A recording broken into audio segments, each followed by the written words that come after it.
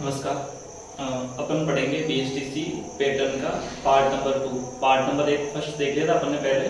Part number 2 में देखते हैं, कुछ क्वेश्चन सोल्व करते हैं। ध्यान से देखो आप, मैंने लिखा 2, 9, 28 डैश डैश। ठीक है, तो यहाँ पर आपको अपना माइंड लगाना है कि इसमें कौन सा मतलब मेथड यूज हो रहा है। तो ध्यान से देखो, यहाँ पर 2, 9 और 28 में गुणा भाग तो कुछ नहीं हो रहा है, मतलब घन संख्या वर्ग संख्या को देखना होता है। तो घन संख्या वर्ग संख्या भी नहीं है इसमें, तो उसमें कुछ जोड़कर या घटाकर देख लेते हैं अपन। ठीक है, तो 1 की घन संख्या 1 होती है, 1 जोड़ रखा है तो 2 गए। 2 की घन संख्या 8 होती है, 1 जोड़ दिया 9 हो गए। 3 की घन संख्या 27 होती है, 1 जोड़ दिया 28 हो गए। उसी प्रकार 4 की घन संख्या 64 होती है, 1 जोड़ दो 65 हो जाते हैं। उसके बाद 5 की घन संख्या 125 होती है, आप भी 1 जोड़ दो 126, 126 अपना आंसर होता है। मैंने लिखा A C E dash dash.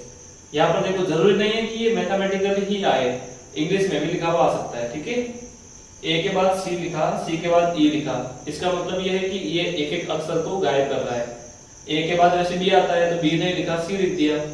सी के बाद डी आता है, डी नहीं लिखा, ई लिख दिया। ई के बाद एफ आता है, एफ मत लिखो, जी लिख दो। अब जी के बाद एच आता है, एच को मत लिखो, आई लिख दो। ये अपना आंसर हो जाता है। ठीक है, थर्ड नंबर देखो, थर्ड नंबर क्या होता है? 0, 7, 26 डैश डैश। ठीक है, तो यहाँ पर क्या देखोगे आप, 0 के बाद 7 हो गया, 7 के बाद 26। जब आपको जोड़ बाकी नहीं दिखे ना, तो समझ जाना कि इसमें वर्ग और घन हुआ है। ठीक है, तो 1 की जो घन संख्या है वो 1 ही होती है, 1 कम कर दो। जिस पर अपन यहाँ पर 1 ऐड किया था ना, जोड़ा था, उसी प्रकार यहाँ पर 1 कम कर दो तो 0 हो गया। 2 की घन संख्या 8 होती है, 8 में से 1 कम करो 7 हो गया। 3 की घन संख्या 27 होती है, 1 कम कर दो 26 हो गया। उसी प्रकार जिस पर आपने यहाँ पर किया था ना, उसी प्रकार 4 की घन संख्या 64 होती है, 1 कम कर दो 63। 5 की घन संख्या 125 होती है, 1 कम कर दो, कितना हो गया 124। ये अपने आंसर आ गए। अगर आपको ये जो मेरे क्वेश्चंस मैं करवा रहा हूँ ये आपको समझ में आ रहा है अच्छे से, तो प्लीज एक बार कमेंट करके बता देना कि समझ आ रहा है, ताकि मैं क्या है अगली वीडियो भी और अच्छे बना सकूं आपके लिए और कंटिन्यू बना सके। जो पैटर्न वाला चल रहा था रीजनिंग में टॉपिक उसका, तो ध्यान से आप देखना। 3 क्वेश्चन मैं आपको समझा रहा हूँ, काफी अच्छे क्वेश्चन है, आप ध्यान से समझना। मैं आपको एक ही क्वेश्चन को 2 बार समझाऊंगा ताकि आपको अच्छे से समझ आ सके। ठीक है, तो पहला प्रश्न क्या लिखा हुआ है? 3, 9, 5, 15, फिर खाली स्थान और फिर लिखा हुआ है 9, 27। तो आपको पैटर्न का मीन्स क्या होता है? जो प्रश्न वाले ने किया है ना, जिस तरीके से वो प्रश्न करता है वो आगे बढ़ रहा है, उसी प्रकार अपन को प्रश्न आगे बढ़ाना है। ठीक है, तो ध्यान से देखो, 3 और 9 लिखा हुआ है यहाँ पर, या 5 और 15 लिखा हुआ है, या 9 और 27 लिखा हुआ है। तो पहले आप ये चेक करो कि इन दोनों का क्या संबंध है।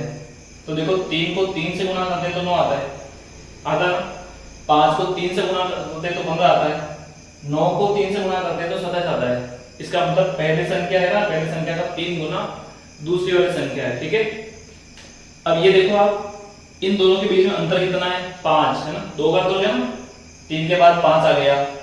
अब यहाँ पर क्या आ सकता है आपके हिसाब से? तो यहाँ 3 के बाद में कितना आया है? 5 आया, मतलब 2 जोड़ दिया। तो आप भी क्या करो, 2 जोड़ दो।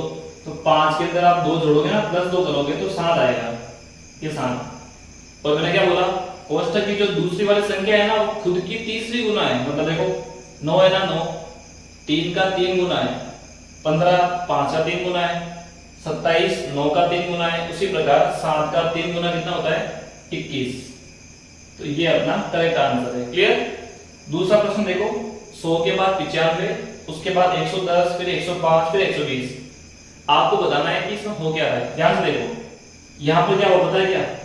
-5 हुआ। ठीक है, 100 में से 95 आया ना यहाँ पर, इसका मतलब क्या हुआ? 5 कम किया इन्होंने, फिर 95 में से 110 लिख दिया इन्होंने। मतलब क्या किया इन्होंने किया 15 प्लस कर दिया। फिर 110 से 105 पर आया, वापस -5 कर दिया। फिर क्या कर दिया? देखो, वापस 15 ऐड कर दिया। तो 5 कम कर रहा है और 15 जोड़ रहा है, 5 कम कर रहा है, 15 जोड़ रहा है। तो अपन भी क्या कर देंगे, 5 कम कर देंगे तो क्या आ जाएगा यहाँ पर 115 आंसर आ जाएगा। 120 में से 5 कम किया अपन ने तो 115। लास्ट क्वेश्चन है थर्ड वाला, ध्यान से देखो।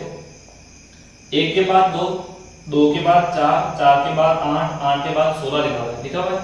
तो इसमें हो क्या था पता है, इस 1 का डबल हो गया, ठीक है, 2 आ गया 2। अब 2 का डबल मतलब 2 को 2 से गुणा किया तो 4 आता है ना, तो 2 दूनी 4, 4 को 2 से गुणा करो, 4 दूनी 8, 8 को फिर 2 से गुणा करो, 8 दूनी 16। अब 16 है ना, 16 को 2 से गुणा कर दो, 100 दूनी 32, ये हो गया 32। 32 को फिर 2 से गुणा करो, 32 दूनी कितने होते हैं, 64 होते हैं। क्लियर दोस्तों, ये काफी कुछ अच्छा क्वेश्चन थे पैटर्न के।